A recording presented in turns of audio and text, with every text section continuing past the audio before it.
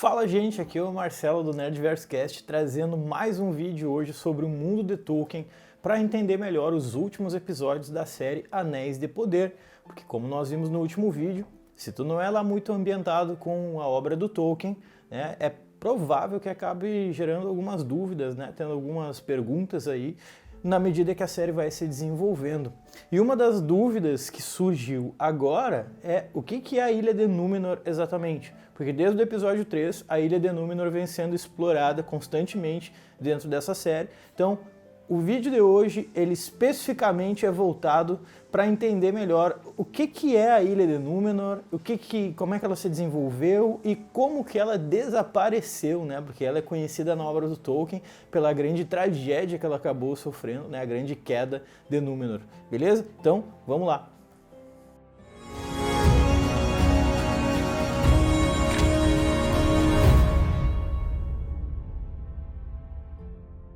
Gurizada, para fazer esse vídeo aí, né, tô aqui acompanhado, como sempre, das minhas anotações, diversas anotações que eu fiz aí para poder, né, estudar, desenvolver melhor, né, esse vídeo.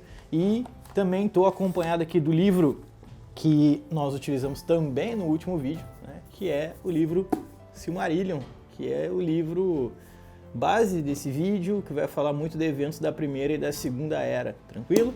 E nós temos hoje um livro a mais, cara, que foi lançado mês passado pela HarperCollins, né, que saiu no Brasil, aqui ele já saiu há um tempo lá fora, mas aqui no Brasil ele saiu no mês passado.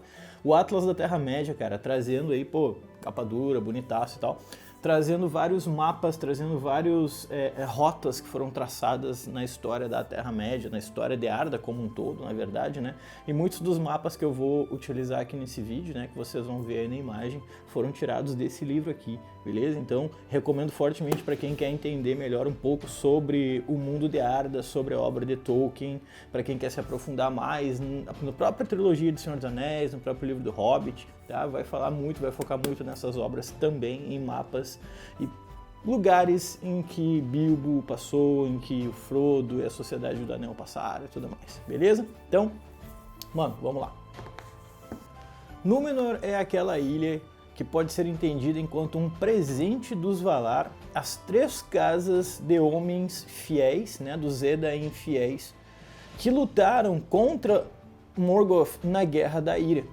E após a destruição de Morgoth, então, esses homens acabaram recebendo essa ilha como um presente, que está entre a Terra-média, mas mais próxima de Amã, beleza? Ali no meio do mar, a ilha que também pode ser chamada de Andor, também pode ser chamada de Helena, a grande terra do oeste, Númenor. Os homens vão chegar nessa terra por volta de 32 da Segunda Era, e eles serão guiados pela estrela de Arendil, o pai de Elrond e o pai de Elros. Elros, inclusive, é aquele meio-elfo que opta por ficar com a tribo dos homens e ele se torna um mortal. É importante que se saiba que os Númenóreanos, eles são vistos como reis entre homens, e por ter essa ligação com os elfos, eles vivem mais do que um homem normal, eles são mais altos que os homens normais, eles tendem a viver até aí quase 400, 500 anos para mais, tá? Então é normal a gente ver pessoas de Númenor vivendo vidas bem mais longas do que um humano comum que vive na Terra-média, beleza? Então, o primeiro rei de Númenor vai ser o irmão do Elrond. Que enquanto o Elrond seguiu pela linhagem élfica, o Elros acabou entrando para a tribo dos homens, acabou se tornando aí um ser mortal e ele acabou, né, assumindo o nome de Tar-Miniatur e acaba se tornando então o primeiro rei de Númenor, no qual vai governar por cerca de 400 a 410 anos. É importante que a gente saiba que Númenor está muito próximo da ilha de Tol Eressëa, que está, né, quase colada no continente de Amã, está muito próxima de Valinor. E ao receber esse presente, essa dádiva dos Valar, que é a ilha de Númenor, apenas uma proibição foi feita pelos Valar, né? A proibição é: nenhum Númenoriano pode viajar a oeste o suficiente para fazer o seu próprio território desaparecer no horizonte. Ele só pode navegar no ocidente até onde ele seguir vendo a ilha. no momento que essa ilha desaparece, ele já tem que voltar, porque ele não pode estar navegando lá, beleza? Ele não pode se aproximar do território imortal, ele não pode se aproximar das terras imortais, não pode se aproximar das terras abençoadas, não pode chegar em Valinor. E inicialmente os homens aceitaram isso bem, mas aos poucos foi rolando uma inveja. Quando os humanos vão vendo que eles envelhecem, quando os humanos vão vendo que eles perdem muita coisa ao longo da vida, eles começam aos poucos a invejar os Valar, eles começam a invejar os elfos, e isso acaba trazendo alguns problemas bem sérios, como a gente vai ver em seguida. Essa ilha leva o nome Númenor, né, que significa Terra do Oeste, ou Helena também, que tem uma alusão à palavra de estrela, justamente porque essa ilha tem uma forma de estrela, e porque os homens, depois que a ilha ficou pronta pelos Valar, eles acabaram sendo guiados pela estrela do Arendil até essa ilha. Como os Númenóreanos eles não podiam lá navegar para o oeste, muitos deles acabaram navegando para o leste. Como os caras viviam numa ilha relativamente pequena, eles acabaram se tornando grandes navegadores, né, velho? Então, muitos deles acabaram vindo para o leste, acabando fazendo comércio com os homens que ali viviam, e muitos deles acabaram subindo também para a região ali de Eriador, né? Começaram a subir um pouco mais, fizeram contato com os elfos da região, fizeram amizade com os elfos da região. Por exemplo, nós temos ali uma grande amizade dos Númenóreanos com o Gil-galad, que inclusive já apareceu na série aí, né, cara? Então, eles fazem uma grande amizade com o Gil-galad, uma aliança com ele, na medida em que eles vão migrando para o leste por volta de 600 anos da Segunda Era. Um dos grandes reis responsáveis por essas navegações para o leste, por essa aliança com os elfos, o Gil-galad e tudo mais, acaba sendo o Tar-Aldarion, beleza? Esse é o 6º rei de Númenor e ele vai ser o cara responsável por fazer todo esse processo de colonização e migração de alguns territórios dentro do leste, beleza? Ele é filho do rei Tar-Meneldur. E aqui nós vamos ter um problema, porque à medida que eles vão construindo seus assentamentos lá, antes do Aldarion se tornar rei, eles construíam seus assentamentos e eles tinham uma ótima relação com os homens. Inclusive muitos desses homens que viviam na Terra-média viam os Númenóreanos quase como deuses, assim, que quando eles vinham nos seus grandes navios eram aqueles caras com conhecimento enorme, né? Conhecimento esse que eles adquiriram com os elfos de Tol Eressëa, que chegavam na ilha toda hora, como nós sabemos. Eles traziam esse conhecimento então para a Terra-média, e os homens da Terra-média aprendiam muito com eles e passavam a tratar eles quase como deuses ou semideuses. Tá? Só que isso foi mudando, porque à medida que o Aldarion fica proibido de retirar madeira da ilha de Númenor para construir os seus navios, ele vai começar a pegar madeira na Terra-média, e muitos homens que vivem lá naquela região não vão gostar dessa exploração. O cara está transformando aquela região quase numa colônia de exploração, e aí muitos homens que vivem na Terra-média vão começar a combater os Númenóreanos, vão começar a pegar eles em tocaias, e a relação entre eles começa a dar uma certa desandada. Em 1695 da Segunda Era, o Sauron ele acaba tendo força suficiente e coragem para peitar os elfos de Eriador, e ele vai invadir aquela região. O Gil-galad, amigo dos Númenóreanos, acaba pedindo ajuda então para eles, que prontamente vêm lutar contra o Sauron. E com a ajuda dos Númenóreanos, o Sauron, que vinha vencendo a guerra até então, acaba sendo forçado a recuar para Mordor. Ele fica tão nervoso, ele fica tão desesperado com isso, que ele vai jurar vingança para os Númenóreanos. Ele vai falar: olha só, nem que seja daqui 1000 anos vocês vão pagar por se meter em algo que vocês não tinham que ter se metido, beleza? Então aí já começa a gerar uma treta direta com o Sauron. A batalha que o Sauron caiu é a Batalha de Guatlu, que acontece em 1701 da Segunda Era. 100 anos depois, por volta de 1800 da Segunda Era, nós vamos ter um rei chamado Tar-Minastir, e ele vai ser um dos reis responsáveis por transformar esses assentamentos na Terra-média em colônias e por explorar e escravizar os homens da Terra-média de forma extremamente violenta. Isso vai piorar, beleza? Porque ali por volta de 2221 da Segunda Era, durante o reinado do rei Tar-Ancalimon, nós vamos ter uma divisão dos homens da ilha de Númenor entre os fiéis e os homens do rei. Os fiéis são aqueles homens que ainda seguem sendo gratos e seguem seguindo os Valar, enquanto os homens do rei são pessoas que estão na busca e na cobiça da imortalidade e começam a peitar os Valar. À medida que os fiéis vão sendo perseguidos e destruídos pelos homens do rei, a colonização começa a tomar cada vez uma proporção mais violenta lá na Terra-média. Os homens de Númenor vão chegar na região de Umbar e na região de Harad.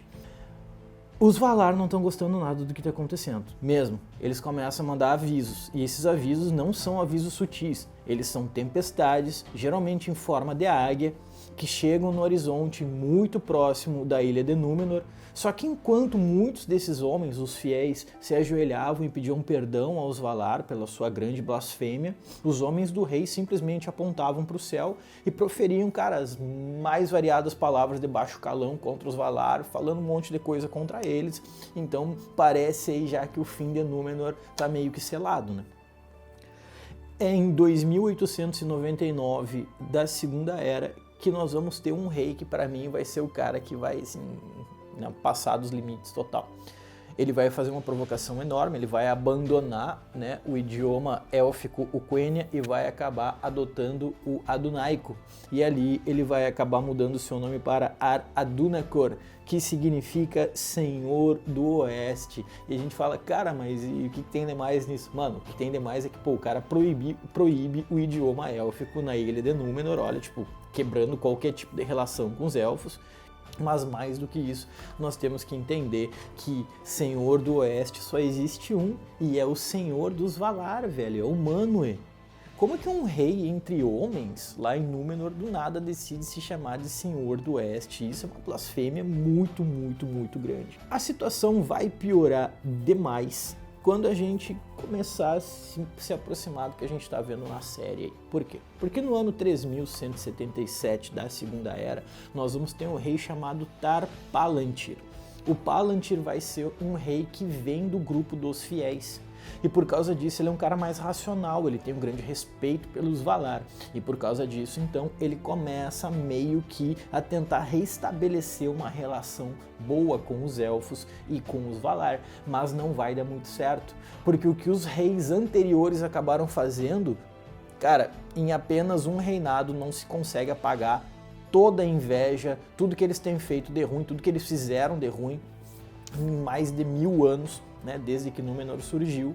Os Valar não estão achando nada legal o que aconteceu. Então, mesmo no reinado de um rei fiel, vai se possibilitar então que volte a ter uma aliança entre homens, elfos e Valar. Tá?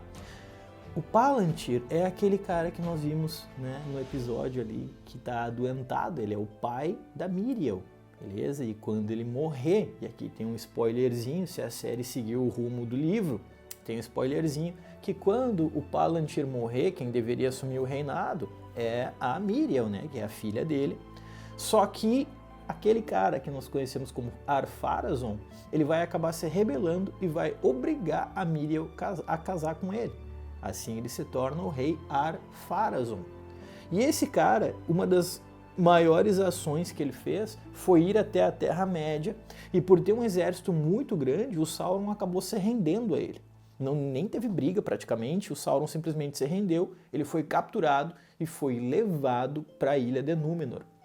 Assim, algumas pessoas perguntaram antes, tipo, mas ele já tinha um anel quando isso aconteceu? Sim, ele já tinha um anel. E muita gente se questiona coisas do tipo, tá, mas por que o Pharazôn não tomou o anel dele? Cara, possivelmente porque ele nem tinha noção do que era esse anel, né? Não fazia ideia do que era e simplesmente deixou o Sauron com aquele anel. E isso foi um grande erro. Com certeza o Sauron, então, sendo uma cria, sendo um servo de Melkor, né? Sendo um servo de Morgoth, tendo o anel nas mãos dele, pouco a pouco ele começa a entrar na cabeça do Ar-Pharazôn e apresenta um novo deus, entre aspas, para ele. Tipo, abandona esses Valar aí, esses caras mentiram para vocês, esses caras eles deviam dar imortalidade para vocês e não deu. Então abandona eles de vez, vocês têm que começar a cultuar o único e verdadeiro Senhor da Liberdade, o Morgoth ou o Melkor, né? Então aos poucos ele começa a transformar a cabeça do Pharazôn para que o Pharazôn se aproxime, né, do Melkor, o antigo Senhor do Escuro, e o cara constrói um templo para ele, cara.